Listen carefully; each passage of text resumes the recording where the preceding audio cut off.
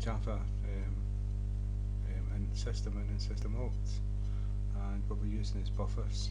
And so the first one we done was the stream, and in Java the reason why I was printing out the ASCII is because the stream only does bytes at a time, and so a byte is 0 to 256, I think it is, or 55, not too sure. And what it is like, that's all the characters, the Latin characters, and control keys and different things like that. And so each one has each different integer number represents a different character. And so when this part here is, I've done another one which is a buffered reader. And so what you're doing is system in is a stream, and we've got a class. It's in between a reader and a stream, and that's called input stream reader. So it will convert the stream of system into a reader, and then the buffer reader can handle it. And so a buffer reader will show you what you've typed in. It won't be bytes. So this in Java there's a split between characters and bytes. Now the bytes is the ASCII code. It's Unicode for like bigger languages, right? But just we'll talk about ASCII code because it's simpler to understand. You know, the alphabet and things like that. And so A has a certain code, integer number, and so does B and C, and so does all the numbers. And so if we look at it, if I run the program, when I type in 3, the code for 3 is an ASCII code which the computer understands, and when it receives this, it will print the ASCII character 3. And so you can see here 3 is number 51, and so if we stop the program and done it again, and so if we do 4, you'll see it's 52, and it's going to keep going up. And stop program again, continue, say that's, and what we're going to do is A, capital A and a small a is two different numbers. So if I hit enter, that's 97. So if I do B, you'll see it's not 97, it's 98, and it's going to go up. And if I do capital A,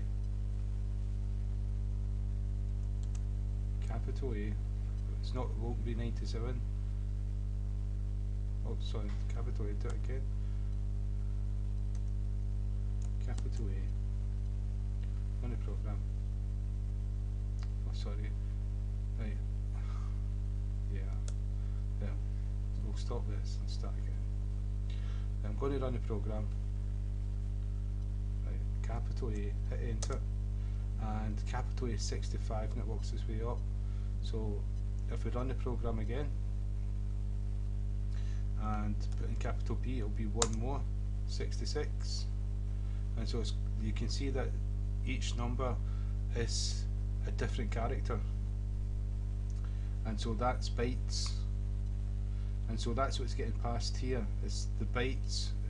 Though we're putting number 1 in, we're not getting number 1 passed as an integer.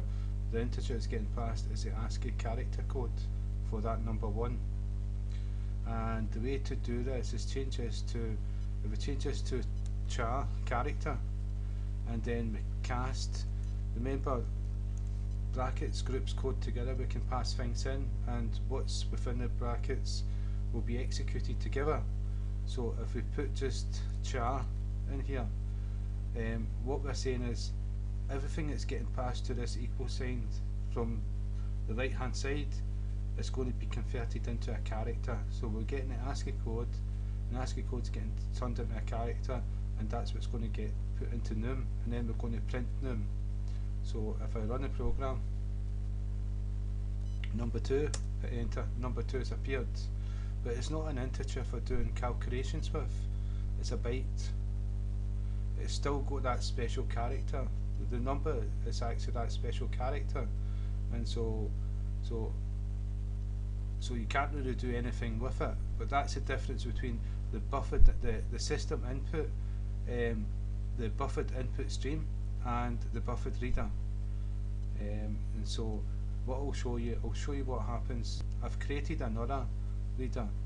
This time we've passed the system in, and what we've done, we've used the class input stream reader. This converts it. This is a stream of bytes which we don't want, which we saw here, and this converts it into a reader. And the reader will be leading characters. So you would use this to write to a file. You'd use this to read from a file. And so if you typed in A would be printed, not the ASCII code. If you typed in Charles would be printed, not an array of bytes of an ASCII code, which would mean Charles. And that's put into the buffered reader. Now, when we covered objects, remember that we passed methods and classes into each other. So this is what we're doing here. You can see that system in. So we put system in here, and that was inside fourth class. You can see that's fourth class. That's inside this one, and that's inside third class. So you can see buffered reader's third class. And so we're putting them all, embedding them all inside each other. And so this is wrapped around this one, which is wrapped around this one. And so that's what it is. It's a buffered reader. We've given it a name, equals new buffered reader, and inside here we've got new input stream, but we don't need to give this a name to access it, because we're not accessing it directly, we're accessing it from buffered reader. This name we've given it here, and inside here we just need to do system in. And so if we run this, this is going to read. What we've done is we've used not just the read command, but read line command within the buffered reader. And what this is going to do, this is going to read a whole line of text. And so if we run the program, I say Charles, hit enter, and C was printed. Alright, this is the first one. What I'll do is I'll take this one out. Right, this is the first one. It only takes the first character, the first byte, because we're not asking for an array of bytes. So I've took this code out. No, it's just this code that's running. Hope that's not confused you. Right, so if I type Charles, hit enter, and it's printed name is Charles. So if I stop that, and if I run it again, and I say right, this video is for YouTube, hit enter, and there you go, this video is for YouTube.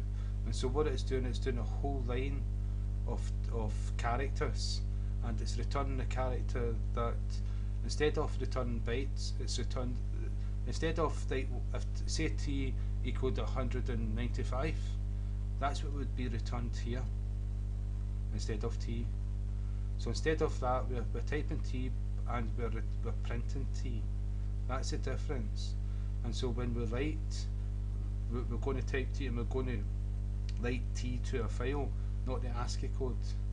And that's important, because if you're writing a CV, for example, and you send the CV to employer and it's all code, ASCII code, nobody can read it. It's like, well, it's like he probably thinks he's got some kind of virus.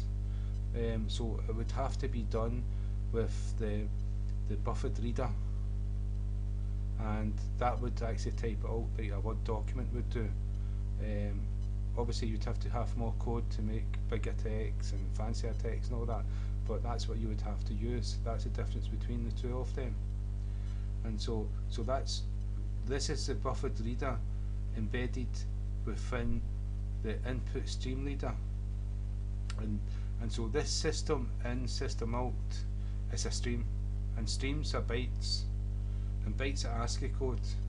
So if you want an A, you won't get an A, you'll get an ASCII code A, right? And so to overcome this, we've got a class called input stream reader, and you embed the system inside the input stream reader, which turns it from a stream into a reader, and the reader now passes characters instead of bytes.